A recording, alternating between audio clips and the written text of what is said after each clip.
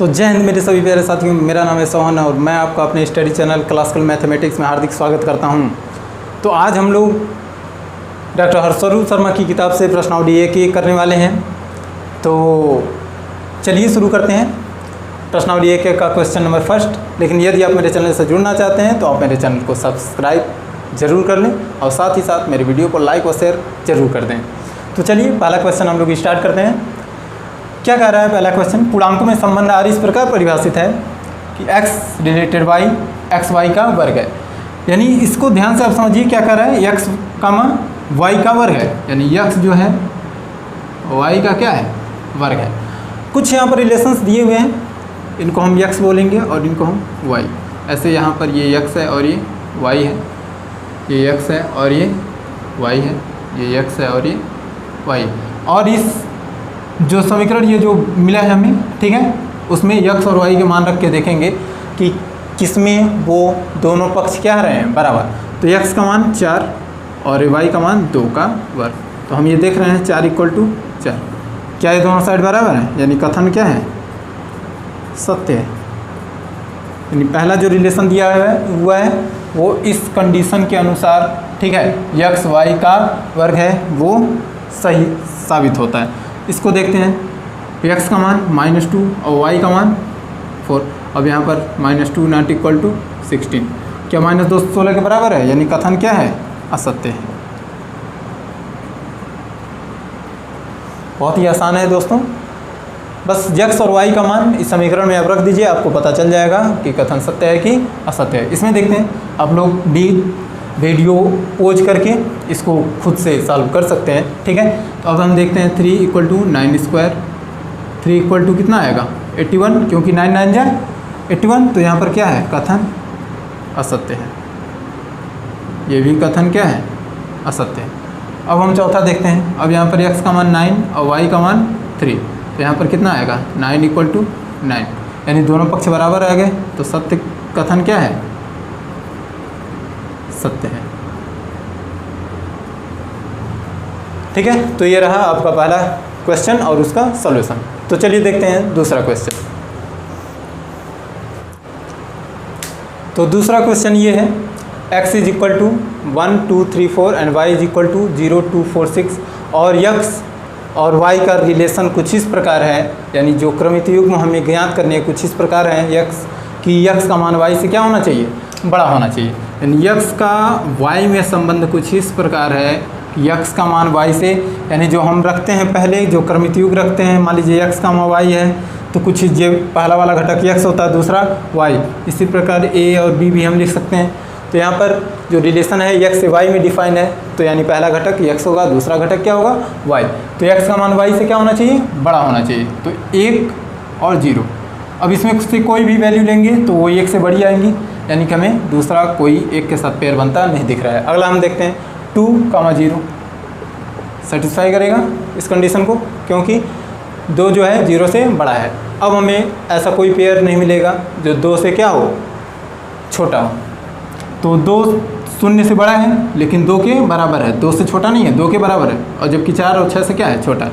अब हम देखते हैं अगला क्या है? 3 का मान 0 और 3 का मान 2, क्योंकि 3 0 से भी बड़ा है और 2 से भी बड़ा है। लेकिन 4 के साथ जैसे हम देखेंगे उसका पेयर वो छोटा हो जाएगा, 6 के साथ से भी क्या हो जाएगा? वो छोटा हो जाएगा। यानी 3 4 और 3 6 का पेयर नहीं बनेगा। अगला देखते हैं 4 का मान 0, 4 का मान 2।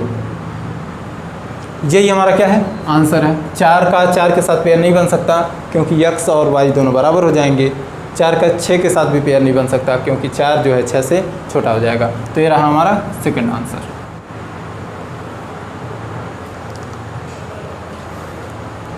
तो आइए देखते हैं तीसरा क्वेश्चन क्या कह रहा है। x = 2 3 4 5 y = 3 6 7 8 और r इस प्रकार परिभाषित है कि x से y विभाज्य है। यानी कि y हमें एक ऐसी वैल्यू लेनी रहेगी जो x से क्या हो? विभाजित हो। तो हमें ऐसे रिलेशन बनाने हैं x से y में जिससे y क्या हो? x से विभाजित हो। तो अब देखिए, इसमें से यदि हम 2 लेंगे इसमें से 3 लेने पर 3 नहीं कटेगा, यानी ये पेयर नहीं बनेगा। अब हम 2 लें और 6, तो 2 से 6 कट जाएगा, यानी पहला पेयर 2 to 6।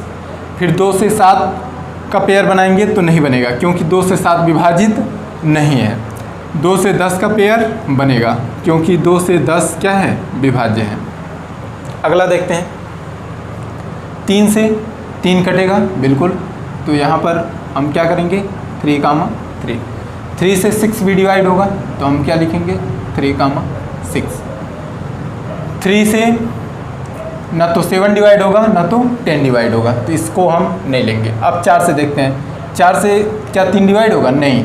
4 से 6 भी डिवाइड नहीं होगा, 4 से 7 भी डिवाइड नहीं होगा, 4 से 10 भी डिवाइड नहीं होगा।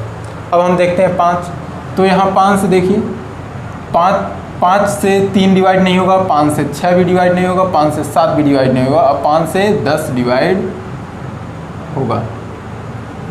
तो ये रहा हमारा आंसर। तो क्वेश्चन ने क्या कहा था, यदि x कुछ ऐसा है, y ये है और r इस प्रकार परिभाषित है, जो रिलेशन था x से y में, जो रिलेशन था वो इस प्रकार था कि x से y क्या हो, विभाज्य हो, जबकि x एलिमेंट ऑफ x और y एलिमेंट ऑफ y, तो r ज्ञात करो। यानी जो रिलेशन x से y में डिफाइन था वो क्या था, जो x होना चाहिए वो y को पूरी तरह से क्या हो जाए,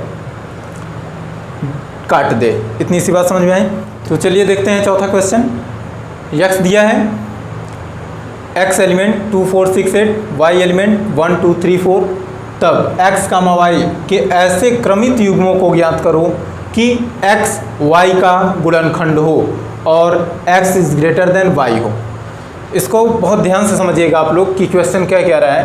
इसने कहा है कि x y का गुणनखंड हो।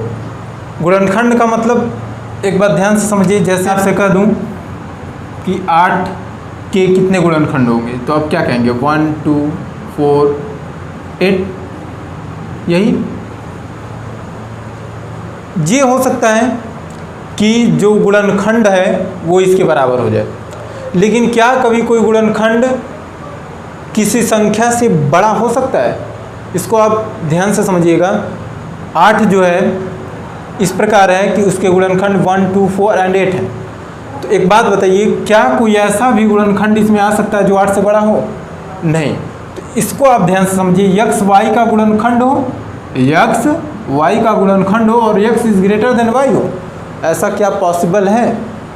क्या ऐसा कोई रिलेशन बनता दिख रहा है जिसमें x बड़ा भी हो और y का गुणनखंड भी हो? तो नहीं। तो इस बात को समझिएगा, क्या कह रहा है ये,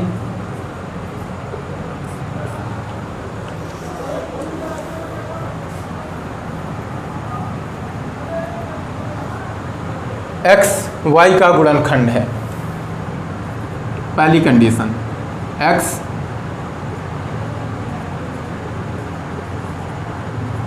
y का गुणनखंड है।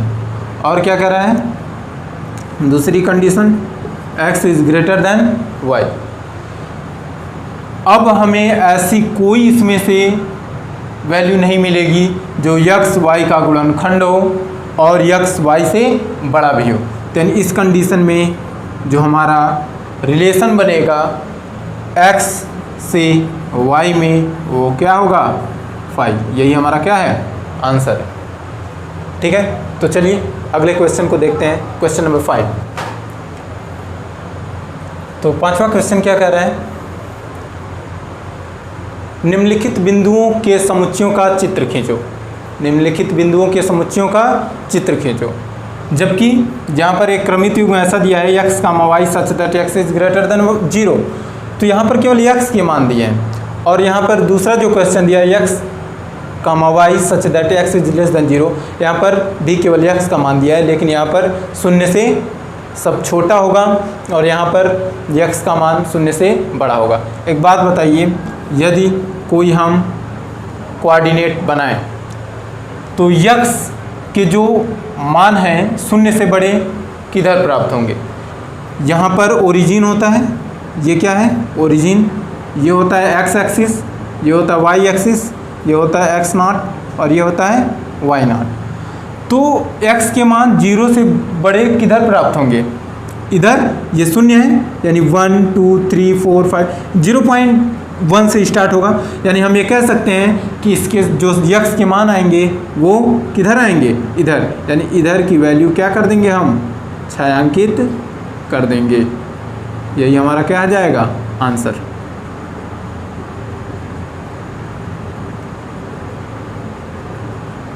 तो इधर का सारा मान हमें x से क्या प्राप्त होगा? बड़ा ही प्राप्त होगा।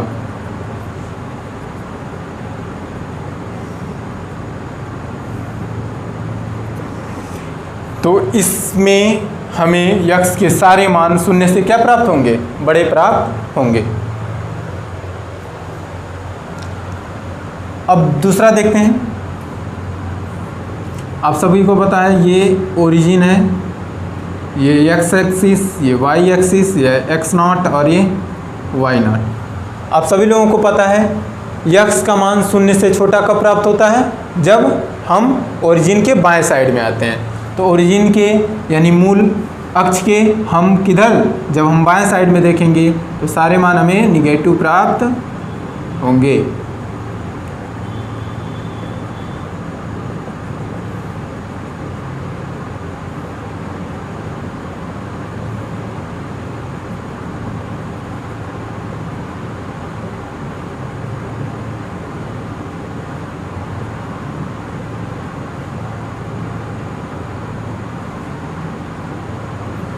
तो ये रहा हमारा फर्स्ट क्वेश्चन का आंसर और ये रहा हमारा सेकंड क्वेश्चन का आंसर।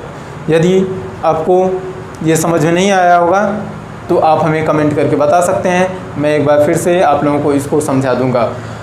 बहुत बार ऐसा देखा गया है कि जो टीचर्स होते हैं इस क्वेश्चन को बताने से हिचकिचाते हैं या फिर इस क्वेश्चन को छोड़ ही देते हैं, कहते हैं ये आपके सिलेबस में नहीं है, या फिर ये 11th का है, या फिर ये कह देंगे कि ये आगे के चैप्टर्स में आएंगे। लेकिन मैं आपको बता रहा हूँ ये बहुत ही आसान था। बस ये क्वेश्चन क्या कह रहा था? हमें ऐसे बिंदुओं का समुच्चय बनाना था जो क्या हो? x इज़ ग्रेटर देन 0 हो, यानी 0 से क्या हो? बड़े हों। तो हमें पता है कि x के मान 0 से बड़े तभी प्राप्त होंगे जब हम मूल बिंदु के किधर जाएं? दाएं तरफ। और इसमें x का मान शून्य से छोटा दिया था, x का मान शून्य से छोटा तभी प्राप्त होगा हम जब मूल बिंदु के किधर आएँ? बाईं तरफ आएँ। तो चलिए देखते हैं छठवां क्वेश्चन।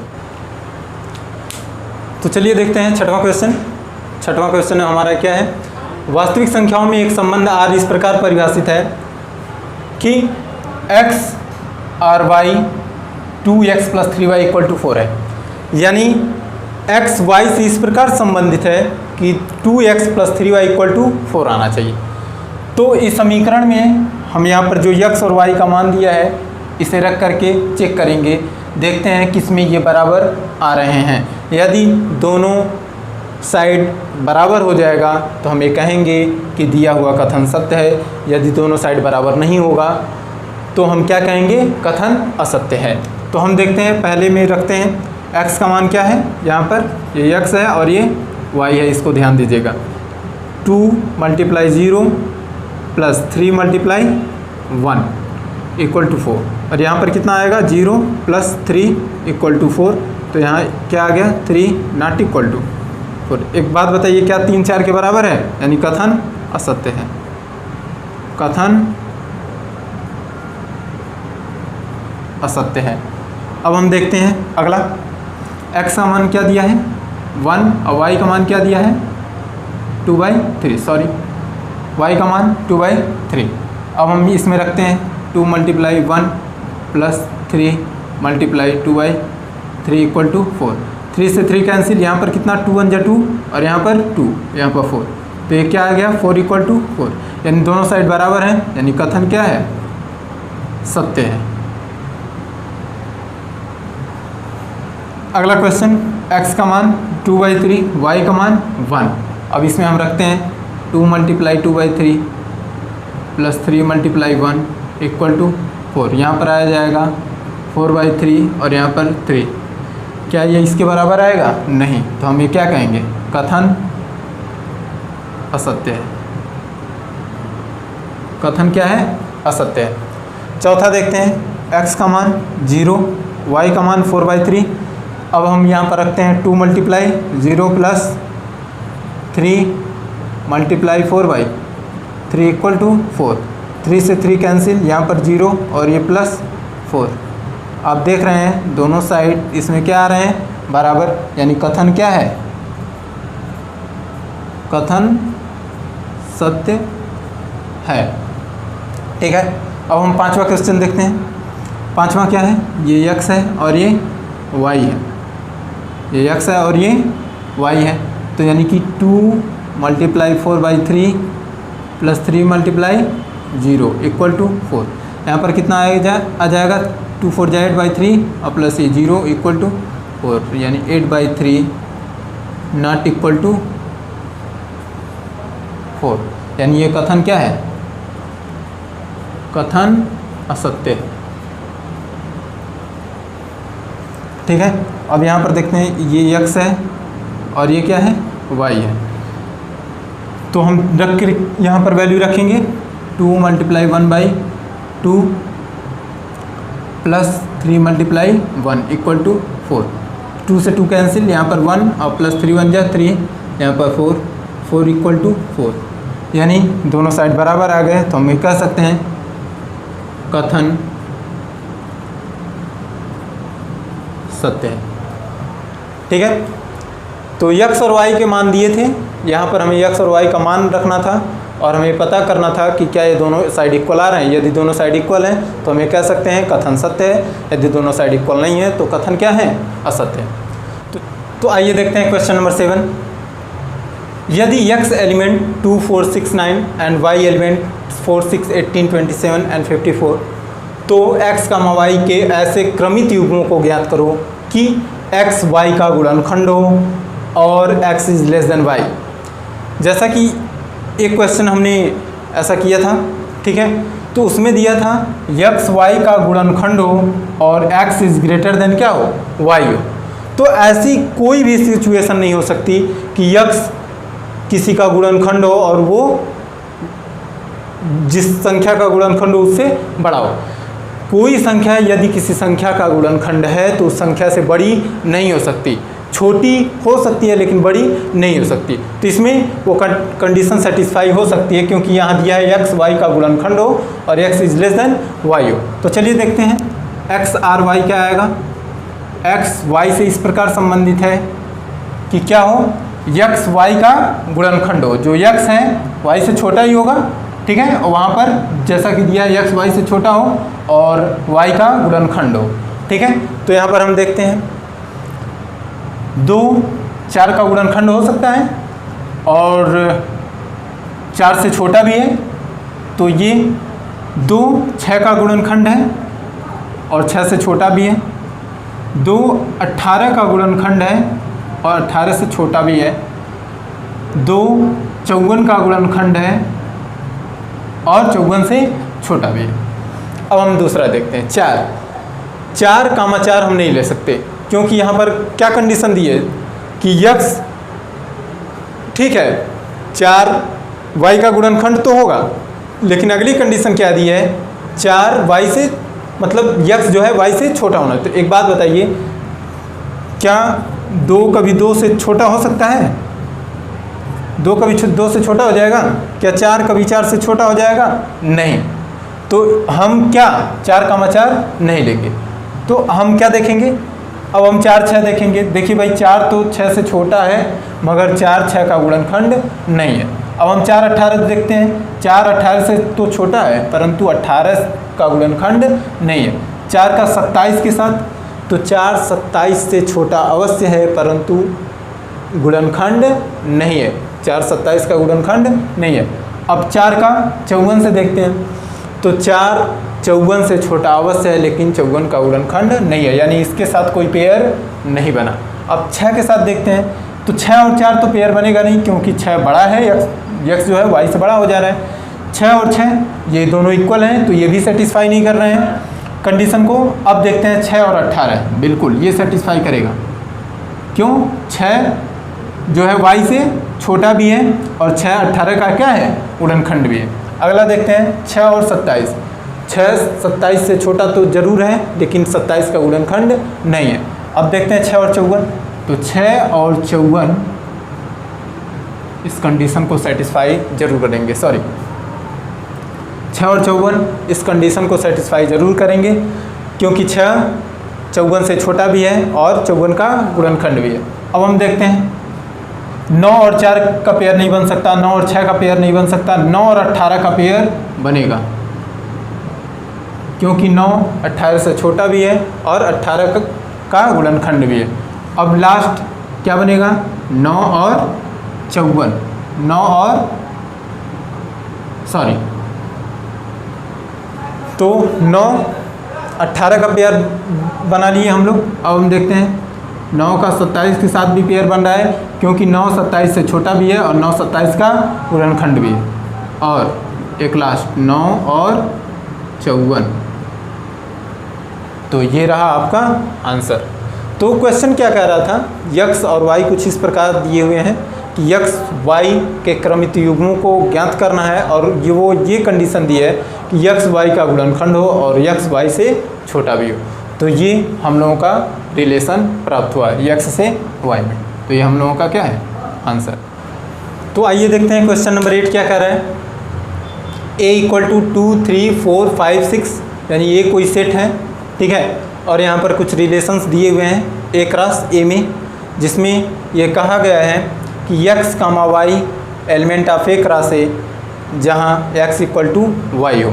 तो हमारा कितना रिलेशन बनता दिख रहा है यहाँ पर? आइए देखते हैं। तो x का रिलेशन y से कुछ इस प्रकार बन रहा है, यानी कि x = y हो, ठीक है, तो यानी कि सेम वैल्यू, यानी 2, 2 3, 3, तभी तो x और y बराबर होंगे। क्या हम 2, 3 ले सकते हैं? नहीं, 2, 4 नहीं ले सकते, क्योंकि बराबर ही नहीं होगा। कंडीशन क्या दी है? x क्या हो? y के बराबर, यानी जो वैल्यू दी है उसे x और y दोनों की जगह पर रख लेना है।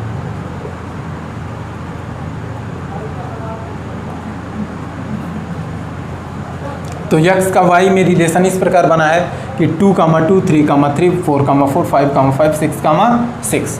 तो ये हमारा पहला रहा। अब दूसरे का आंसर देखिए। x का y में रिलेशन कुछ इस प्रकार है कि x is greater than y, जबकि x upon y not equal to n, यानी कि x y से बड़ा ज़रूर हो, लेकिन जो x बटे y है वो क्या होना चाहिए? n नहीं होना चाहिए, यानी नेचुरल नंबर नहीं आना चाहिए। नेचुरल नंबर क्या मतलब? ये कह सकते हैं x y से डिवाइड नहीं होना चाहिए, x y से बड़ा हो लेकिन y से डिविजिबल ना हो। तो आइए देखते हैं, हम पहला क्या ले सकते हैं? 2, 2 ऐसा क्रमित युग्म बन सकता है, लेकिन यहाँ पर इसने क्या कहा है? x y से बड़ा हो। तो हम 2 तो हम ले नहीं सकते, क्योंकि जब हम इसका पेयर बनाएंगे, ठीक है, तो 2 बिल्कुल x का जो ऐसा मान है जो सबसे छोटा होगा। अब हम देखते हैं 2 के साथ कोई क्रमित युग्म नहीं बन रहा है, तो हम 3 के साथ बनाएंगे। 3 का 2 के साथ जब बनाएंगे हम क्रमित युग्म, तो हम ये देख रहे हैं 3 जो है 2 से बड़ा भी है, और 3/2 करने पर हमारा नेचुरल नंबर नहीं आ रहा है, यानी कि 3/2 क्या है? एक फ्रैक्शन है, यानी एक भिन्न है, वो नेचुरल नंबर नहीं है। अगला देखते हैं। अब हम 3 का 3 के साथ पेयर नहीं बना सकते, क्योंकि x और y बराबर हो जाएंगे, जो इस कंडीशन को सेटिस्फाई नहीं करेंगे। तो अब हम आगे चलेंगे। तो 4 का देखते हैं, 4 का 2 के साथ पेयर। तो आप ध्यान से देखिए, 4 का यदि 2 के साथ हम पेयर बनाएंगे तो 4 2 से क्या हो जाएगा? डिवाइड हो जाएगा, जो इस कंडीशन को सेटिस्फाई नहीं करेगा। तो अब हम देखते हैं 4 का 3 के साथ। 4 का किसके साथ? 3 के साथ, जो इस कंडीशन को सेटिस्फाई कर रहा है। 4 जो है यानी x है और y जो है 3 है। जो 4 है 3 से बड़ा भी है, और 4/3 नेचुरल नंबर भी नहीं आएगा। इसी प्रकार 4 का 5 के साथ, तो 4 का 5 के साथ हम नहीं बना सकते। इसके पहले 4 का 4 के साथ बनाएंगे तो x और y दोनों इक्वल हो जाएंगे, जो इस कंडीशन के लिए सेटिस्फाई नहीं होंगे। तो हम अगला लेंगे 5, तो 5 और 2, तो ये सेटिस्फाई करेगा, इस कंडीशन को क्या करेगा? क्योंकि 5 2 से बड़ा भी है और 5/2 एक फ्रैक्शन है। इसके बाद क्या आएगा 5/3, क्योंकि आप ध्यान से देखिए 5 जो है 3 से डिविजिबल नहीं है और 5 3 से बड़ा भी है। अब अगला 5,4, 5,4 आप ध्यान से देखिए 5 जो है 4 से बड़ा भी है और 5/4 नेचुरल नंबर भी नहीं है। अगला देखते हैं, अब 5 के साथ 6 का पेयर बनाएंगे तो 5 जो है 6 से छोटा हो जाएगा, यानी 5 और 6 हमारा पेयर नहीं बनेगा। तो अब हम क्या करेंगे 6 को लेंगे, 6,2 तो 6 y से तो बड़ा है, यानी 2 से बड़ा तो है लेकिन डिविजिबल भी है, इसलिए इसको हम 6,2 नहीं लेंगे। 6,3 6 3 से बड़ा है परंतु डिविजिबल है, यानी 6,3 भी नहीं लेंगे। अब 6,4 ले सकते हैं, क्योंकि जो 6 है वो 4 से बड़ा भी है और 4 से डिविजिबल भी नहीं है। तो 6,5 बिल्कुल 6,5 ले सकते हैं।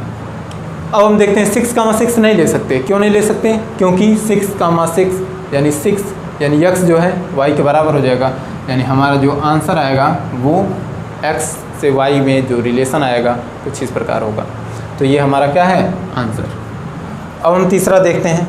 तीसरा क्या कह रहा है, x y में कुछ इस प्रकार संबंधित है, x y का गुणनखंड है और x not equal to y है। यानी इसका सीधा सीधा कहने का मतलब ये है x y का गुणनखंड है, तो यानी x y का जब गुणनखंड होगा तो x निश्चित रूप से y के बराबर होगा या तो y से छोटा होगा। तो यानी यदि बराबर नहीं है तो क्या है वो, यानी वो ये कहा है। ठीक है, ऐसा क्वेश्चन हम किए हैं इसके पहले। ठीक है, तो ये कहना चाह रहा है x y का गुणनखंड है और x जो है y से क्या है छोटा भी है। तो अब हम देखते हैं x y का क्या है गुणनखंड है, तो हम 2 लेंगे। ठीक है, और 2 के साथ यदि 2 का पेयर बनाएंगे तो इस कंडीशन को सेटिस्फाई नहीं करेगा, यानी x क्या हो जाएगा y के बराबर हो जाएगा। अगला हम देखते हैं 2 का 3 के साथ पेयर। 2 का 3 के साथ हम पेयर नहीं बना सकते, क्योंकि जो x है 3 से छोटा तो है लेकिन y का गुणनखंड नहीं है। अब 2 का 4 के साथ बिल्कुल बन सकता है, क्योंकि जो 2 है 4 का गुणनखंड भी है और जबकि x जो है y से छोटा भी है, यानी 2 4 से छोटा भी है। अगला देखते हैं 2 का 5 के साथ नहीं बनेगा, 2 का 6 के साथ बनेगा, क्योंकि 2 जो है 6 से छोटा भी है और 2 6 का गुणनखंड भी है। अब हम 3 के साथ देखते हैं 3,2 3,2 क्या बन सकता है? नहीं बन सकता, क्योंकि 3 जो है वो क्या हो जा रहा है y से बड़ा हो जा रहा है। अब हम देखते हैं 3,3 नहीं लेंगे, क्योंकि 3 के बराबर हो जाए, यानी x और y बराबर हो जाएंगे, जो इस कंडीशन को सेटिस्फाई नहीं करेंगे। अगला देखते हैं 3,4 नहीं, क्योंकि 3,4 हम इसलिए नहीं लेंगे क्योंकि 3 जो है 4 का गुणनखंड नहीं है। अब 3,5 का भी गुणनखंड है, 3 6 का गुणनखंड है और 3 6 से क्या है छोटा भी है। अब हम अगला देखते हैं 4 का पेयर 2 के साथ नहीं बनेगा, क्योंकि 4 क्या हो जाएगा बड़ा हो जाएगा। 4 का 3 के साथ भी नहीं बनेगा, 4 का 4 के साथ भी नहीं बनेगा, 4 का 5 के साथ भी नहीं बनेगा, क्योंकि 4 5 का गुणनखंड नहीं हो सकता। 4 का 6 के साथ भी नहीं बनेगा, क्योंकि 4 जो है 6 से छोटा तो है लेकिन 4 6 का गुणनखंड नहीं बनेगा। अब हम देखते हैं 5 का, तो 5 और 2 5 जो है, अब हम जो भी वैल्यू लेंगे वो जो है इन सब से क्या आएगी बड़ी आएगी, यानी x का जो भी हम मान लेंगे y से क्या आएगी बड़ी, यानी 5,2। वैसे ही आप समझ रहे हैं कि 5 जो है जब y से बड़ा हो जाएगा तो हम ऐसा कोई पेयर नहीं बना सकते। 5,2 नहीं ले सकते, 5,3 नहीं ले सकते, 5,4 भी नहीं ले सकते, 5,5 भी नहीं ले सकते और 5,6 भी नहीं ले सकते, क्योंकि 5,6 से छोटा तो ज़रूर है परंतु 5 जो है 6 का गुणनखंड नहीं है। अब हम देखते हैं 6। अब 6,2 नहीं ले सकते, 6,3 भी नहीं ले सकते, 6,4 भी नहीं ले सकते, 6,5 भी नहीं ले सकते, 6,6 भी नहीं ले सकते। क्यों नहीं ले सकते? क्योंकि 6 इन सब से क्या है बड़ा है, परंतु 6 इन सब का क्या नहीं है, सॉरी 6 तो बड़ा है, यहीं पर हमारा कंडीशन क्या हो जा रहा है टूट जा रहा है, यानी कि जो x का मान है वो y से क्या हो जा रहा है बड़ा हो जा रहा है। और हमें तो पता है कि जो गुणनखंड होते हैं जिस भी संख्या के गुणनखंड होंगे उससे या तो बराबर होंगे या तो उससे छोटे हो सकते हैं। ठीक है, तो बराबर तो पहले ही कह दिया है कि नहीं लेना है, x का मान हमेशा y से छोटा होना चाहिए, यानी यही हमारा क्या हो जाएगा आंसर। ठीक है, तो ये रहा प्रश्नावली 1A। तो दोस्तों, अगर आपको किसी भी सवाल में कोई प्रॉब्लम हो तो आप कमेंट करके ज़रूर बताएं, मैं आपके उस प्रॉब्लम को सॉल्व करूंगा। तो दोस्तों, आज के लिए सिर्फ इतना ही। तो हम लोग मिलते हैं नेक्स्ट पार्ट में, यानी प्रश्नावली 1B इसके बाद हम लोग करेंगे। लेकिन यदि आप मेरे चैनल से जुड़ना चाहते हैं तो आप मेरे चैनल को सब्सक्राइब ज़रूर कर लें, और साथ ही साथ यदि आपको मेरी वीडियो ये पसंद आए तो आप मेरी वीडियो को लाइक व शेयर करना ना भूलें। तो दोस्तों, जय हिंद, जय भारत।